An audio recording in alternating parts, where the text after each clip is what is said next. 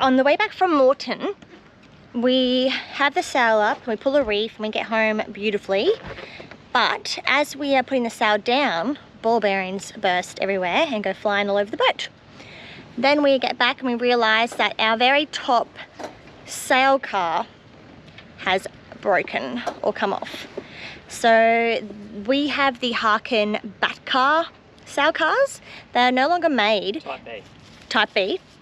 But we are able to get the ends and extra ball bearings for them. So rather than replace them all, because the top two cars are $1,600, $1,650 plus GST plus postage plus old mate's price on top. That's wholesale price. There you go. Yes, and so that's plus. So that's obviously a much more expensive way to go about it. And then, you know, if we had to replace the other ones, then that just all adds up a lot. But because we've got the bottom pieces and all new ball bearings, we are going to just try and fix and refill the top double cart and get it all back up and running so we can continue sailing. We've only just had like, well, technically one trip, but we came back in between that week. So I'd really like to get back out on the water again. This is another one of those things we've never done before, so wish us luck. Oh, that's cool. So the top one is like a joining bar between the next bit. Oh, that's handy. So at least I can...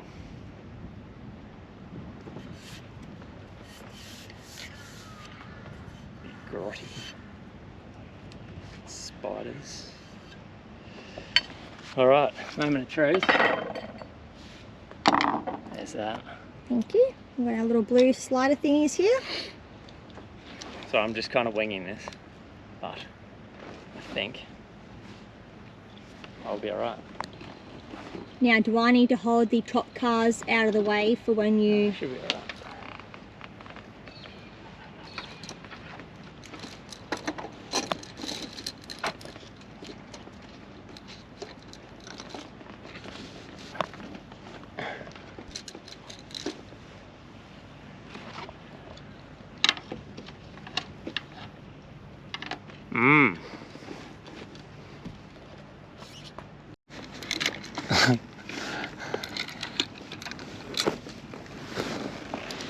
There's one car. Do we need to check that they've all got bearings? Yeah, well that one, I'm going to check it as we go, but that one looks alright. So now she's locked in. Locked in. Yeah, good job. Probably should have done that over something so it was flat. So what I'll do is I'll run like bottom. Yeah. To the top. Okay. Back of boat is bottom. And we have a couple to go. 7 more to go. To be honest, I don't think it matters, but I'm just going to do.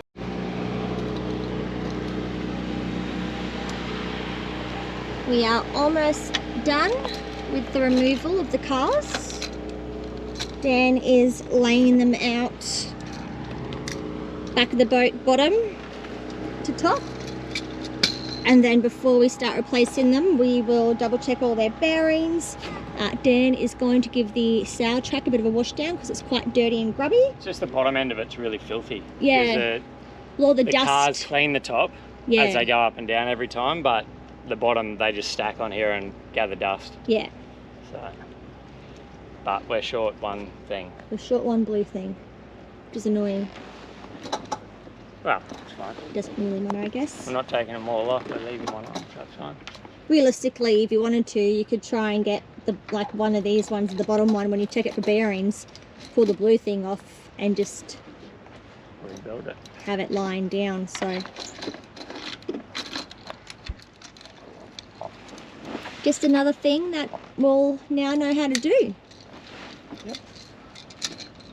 We've got one last one because our blue things, we don't have enough of them.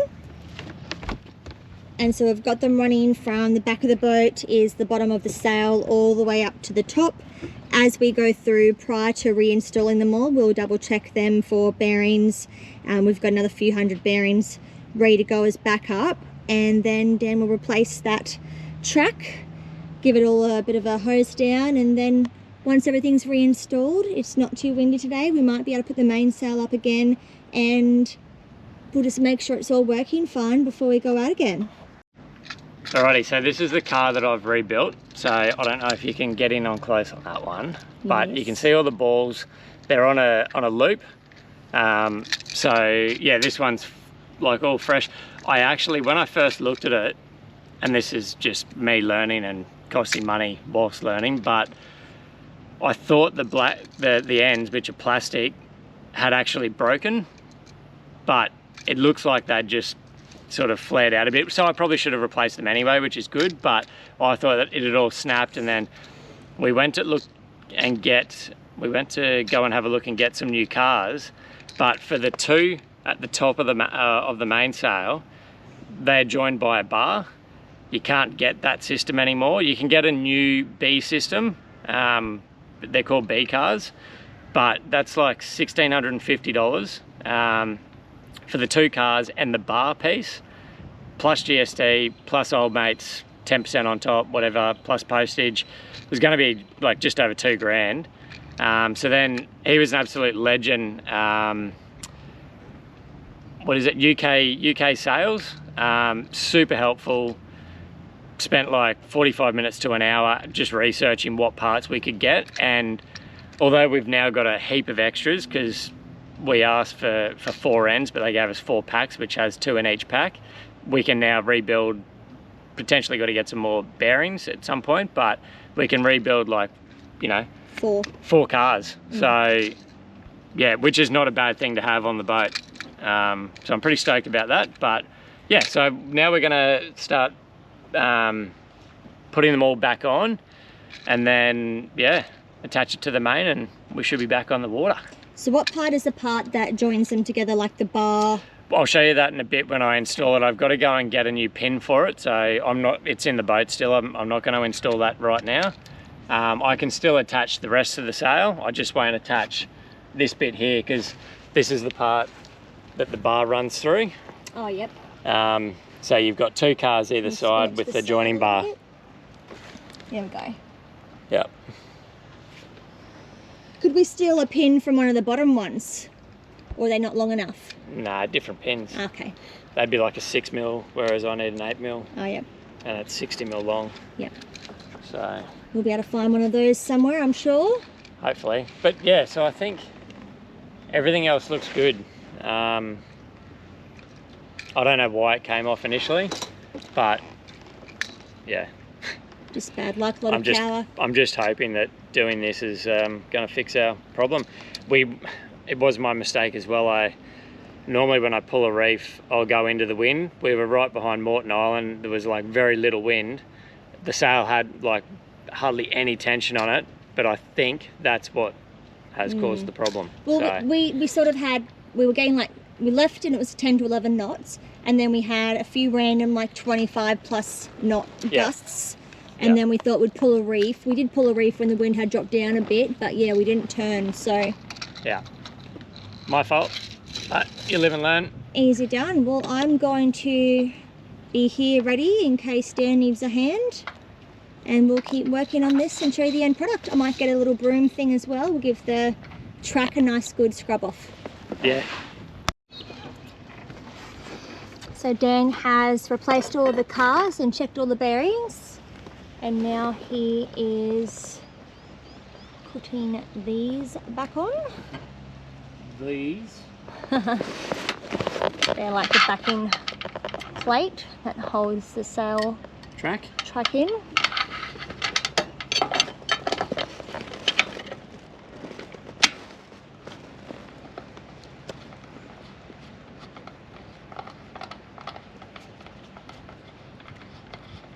So you don't want it all the way tight, do you? Because we need to be able to drag these sail tracks, the backing nuts, up. It's a bit hard because you put Loctite on it. You kind of got to, yeah, see how we go with that. Let's be quick.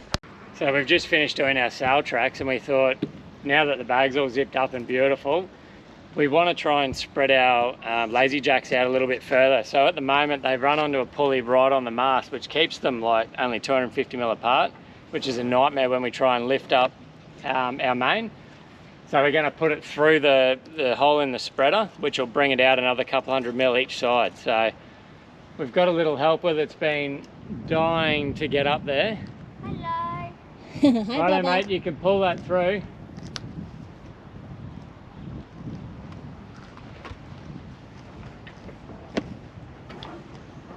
But whatever you do, don't let go of the line once you...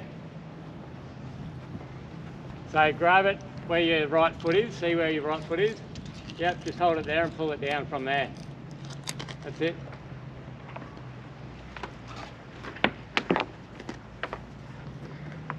Now you ready to hold it? Keep going. Good job, Bubba. Well, do I Well, go at least down? that's the right way. Yeah, I don't think it makes much of a, like maybe an inch or two. But if you look at it on this side, I'll take the GoPro around. Sailboat. Yeah, it only picks up 100 mil really, doesn't it? So you know what to do Yeah. now, baby? No, it definitely picks up. I go 200 because here I can see it almost hard up against the mast, and then on the other side it comes way out. It does make a huge difference. Probably just doesn't look like yeah. it. How'd you go, buddy? Good. Good, thanks for your help. It's okay. Righto, mummy. Back on solid ground. Yeah. I want to do that again. That was fun. So we've been able to get it, you know, a little bit further apart, but for some reason, I'm going to go back up there because for some reason this side, on the starboard side, wants to keep tangling as we pull it tight, just keeps twisting up. So I'll go and get that twist out of the line. Today has been a big day of deliveries. So we have moved our boat to the local marina, and we have moved our friend's Riviera to the marina. And now we are about to drive, well, Dan and the boys are driving out a floating pontoon.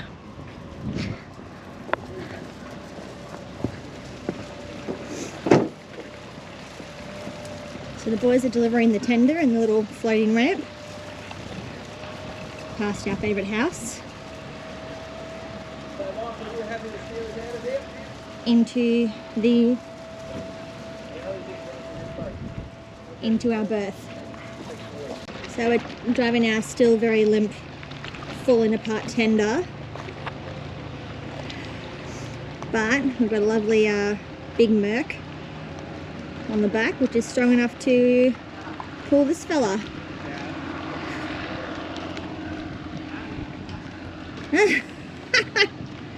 Right, well, I will go around to our finger and be ready to try and help you.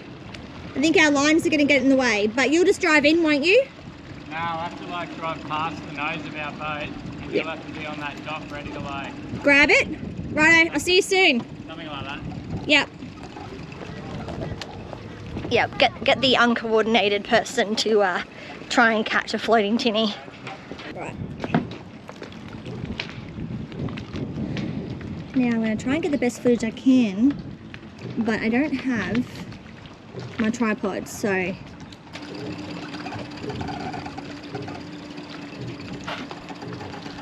Whoop.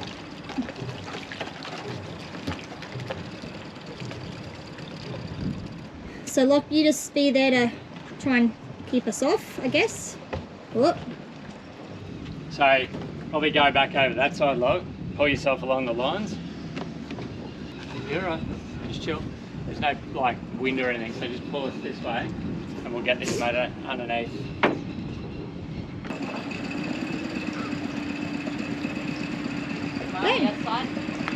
You're right, baby, just don't fall, you're okay. Go backwards or forwards, baby. You're not going to fall, are you? No, it's alright, just let it go, Log. I can't go back. He can't really. Are you filming that? Yes. Oh, lucky you were strong, Lachlan. Yeah, the poor kid got stuck in between them both. I'd like to take this opportunity to introduce Darren, the yacht rigger. You can find all his details on Instagram under the yacht rigger. Darren was the bloke who replaced our rigging in 2022. With a wealth of knowledge, he went over our boat with a fine-tooth comb, knowing that we were about to head overseas this year. pointing out things that needed to be done and things that weren't so urgent. And at no point did he try to upsell us and make us spend more money than we had to. Darren was more than happy to share his wealth of knowledge so that we know what to do when we're out on the seas. If you're in the need of any ropes, he's also your man, as his prices are well below chandlery's whilst being top quality ropes. That's one way to stay fit. Maybe I don't have to winch you up anymore. Please. You can... I was just saying that to him. I much prefer the electric winch taking me out. Just get your iPhone, Yep. use the level, and bring him down about 3 degrees, mate. Okay, All easy. right? We don't want that going up any further because it'll cause damage there, mate. Yep. Okay? Oh, that's an easy fix. Yeah, so the other thing is, mate, you've got some UV damage up here. You'll need to get that sail off and get that repaired, mate. That's a brand new UV strip. Well, it's certainly not covering there, mate. Yeah, right. So, who did that for you? Doyle Sails in Early Beach. I'll show you. Right of it. That's going to tear apart, mate.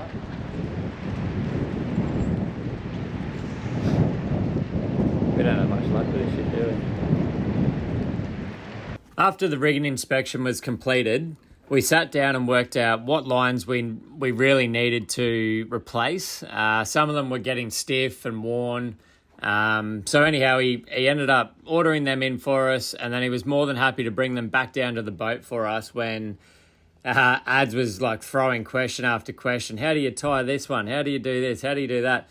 And to be brutally honest, I needed help as well. So he was more than happy to sit down with us. He sat for about an hour and a half, 2 hours, and just chatted sailing, Dyneema lines, and how to do it all. Which was just phenomenal. We can't thank him enough, and we highly recommend him to anyone that needs to just do a once over on their boat. Like, it took him an hour, and then we just had peace of mind that basically once we're out there, we're going to be good to go for at least another 12 months, and then we might get it inspected once we get to Malaysia.